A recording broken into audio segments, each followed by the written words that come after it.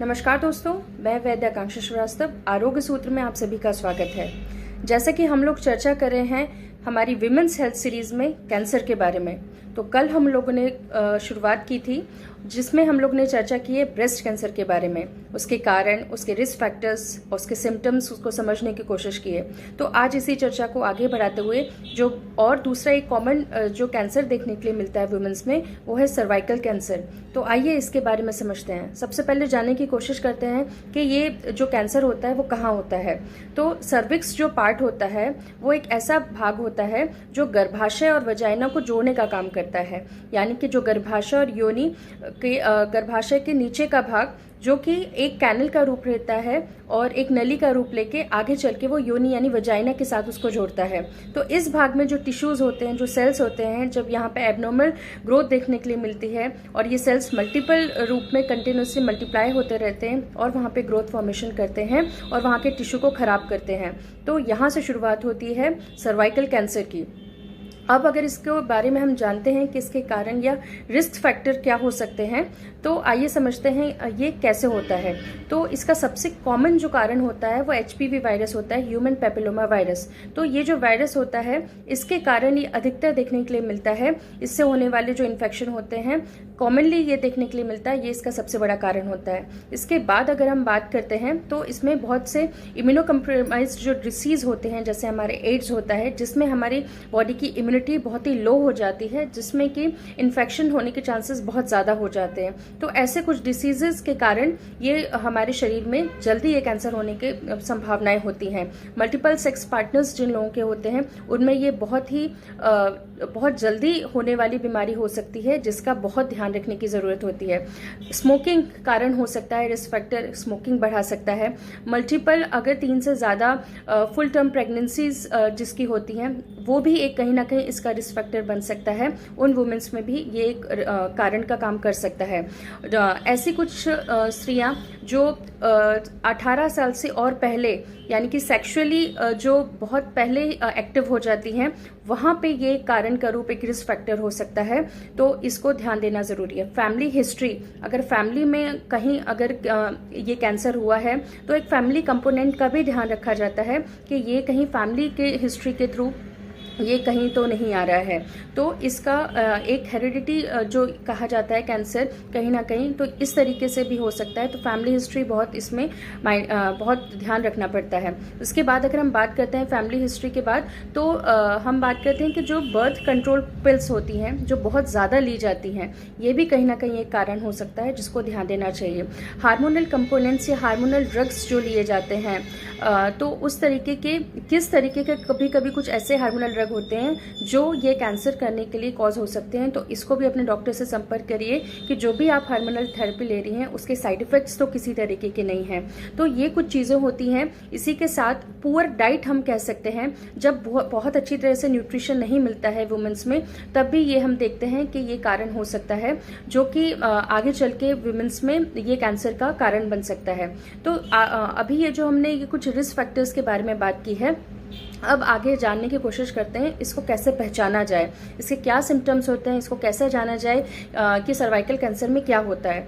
तो एक्चुअली कभी कभी ऐसा भी होता है कि लक्षण नहीं मिलते हैं। बिना लक्षण के कभी कभी पेशेंट को बिना कोई सिम्टम्स के, बिना पेन के भी कभी कभी डायग्नोसिस हो जाता है कि ये कैंसर के रूप में फैल चुका है। तो इसके बहुत प्राइमरी जो सिम्टम्स होते हैं उसको समझना बहुत ज़रूरी होता है। जो भी आपकी बॉडी में थोड़े भी फिजिकल चेंजेस या जो भी आपको जो यूजुअली आपके जो नहीं देखते हैं, और ऐसा कोई भी लक्षण अगर आपकी बॉडी में होता है तो आपको सचेत होने की ज़रूरत होती है कि हमारी बॉडी में ये लक्षण क्यों हो रहा है। कारणों को जानना बहुत ज़रूरी होता है। अगर सबसे पहले कुछ लक्षणों की बात करते हैं तो किसी भी तरीके का जो डिस्चार्ज होता है, तो डिस्चार्ज किसी तरीके का वजाइनल से डिस्चार्ज आना और उसमें किसी तरह की स्मेल होना और ये डिस्चार्ज कंटिन्यूस आना, तो ये डिस्चार्ज को मामूली नहीं समझना चाहिए और इसका कारण जानने की कोशिश करनी चाहिए कि आखिर ये वजाइनल डिस्चार्ज किसी भी तरह का है वो क्यों आ रहा है।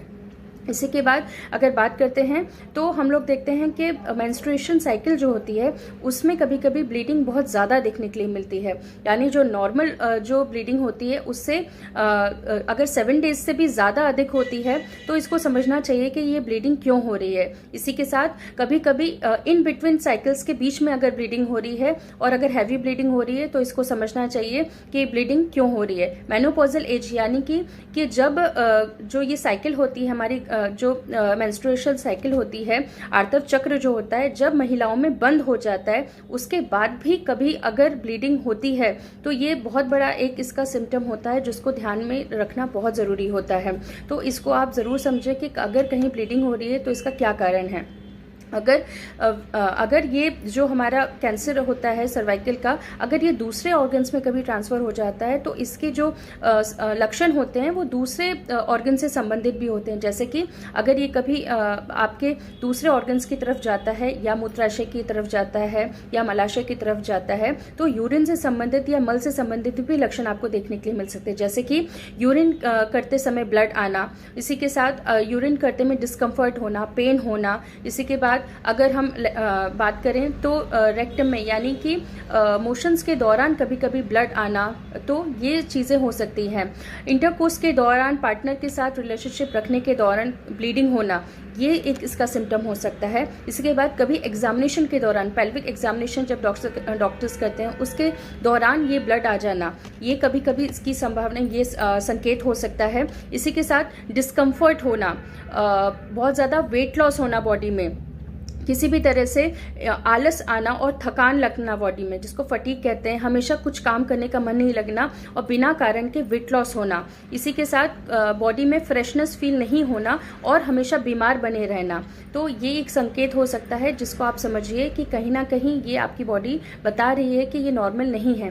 पेल्विक एरिया में पेन होना, कि नीचे के जो भी हमारा एरिया होता है उसमें डिस्कम्फर्ट होना, नॉर्मल हम तरीके से अपना काम ना कर पाए, इस तरीके से ये लक्षण देखने के लिए मिलते हैं। हमेशा किसी तरह की स्मेल आते रहना, तो ये जो लक्षण होते हैं इसको आपको ज़रूर ध्यान में देना चाहिए, क्योंकि ये दूसरे अगर ऑर्गन्स में जाते हैं तो उससे रिलेटेड भी ये कैंसर कर सकते हैं। जैसे कि अगर हम देखते हैं कि बहुत ज़्यादा देर तक ब्लड आता है या रेक्टम से ब्लड आ रहा है तो इसका कारण कहीं और दूसरे ऑर्गन के से भी रिलेट कर सकता है। तो इन लक्षणों को आपको समझना चाहिए और ध्यान देना चाहिए कि कहीं ना कहीं ये जो भी लक्षण है वो किसी गंभीर बीमारी का रूप ना ले लें। तो हमको जो भी हमारे रिस्क फैक्टर्स हैं उससे दूर रहना चाहिए, और जो भी छोटे मोटे लक्षण हैं, कोई भी लक्षण होने का मतलब ये नहीं होता है कि आपको बीमारी हो जाए। तो उस लक्षणों को सिर्फ ज़रूरत होती है सही समय पर समझने की, ताकि हम डॉक्टर से समय पर संपर्क कर सकें और समय रहते हम इसके इन्वेस्टिगेशन करा सकते हैं। अगर इसकी जांच की बात करते हैं तो बहुत ही आसानी से 35 ईयर्स से अबव जो भी स्त्रियां होती हैं, पैप स्मीयर एक बहुत ही कॉमन जांच होती है जो कि बहुत आसानी से एक किसी भी क्लिनिक सेटअप में भी डॉक्टर्स करते हैं, या बड़े कहाँ पे अगर आपके डॉक्टर ने बताया है तो वहाँ पे आप जाके ये टेस्ट करवा सकते हैं। इसमें वहाँ के सेल्स का एक छोटा सा एक सैंपल लिया जाता है, जिससे वहाँ पे कोई भी अगर एबनॉर्मल सेल्स की ग्रोथ होती है वो आपको बहुत जल्दी पता चल जाती है। तो पेप स्मीयर एक बहुत ही छोटा टेस्ट है, परंतु एक ये बहुत उपयोगी साबित हो सकता है आपकी इस जो भी बीमारी है उसको पहले से पता करने के लिए। तो इसलिए ये ज़रूर कराना चाहिए। साथ ही जैसे मैंने बताया था HPV वायरस का, इसका ज़रूर टेस्ट कराना चाहिए कि ये जो कारण है कहीं इसका कारण ये वायरस तो नहीं है। तो इस तरीके से कि ये जो इन्वेस्टिगेशंस होते हैं वो डॉक्टर से आप संपर्क करिए और डॉक्टर्स आपको गाइड करेंगे कि अगर ऐसा कोई भी सिम्टम्स अगर आपकी बॉडी में दिख रहा है तो आपको कैसे उसको आगे मैनेज करना है। तो इसी सिम्टम्स को समझिए और जानने की कोशिश करिए। अब आगे हम किसी और टॉपिक के बारे में फिर चर्चा करेंगे। तब तक के लिए थैंक यू।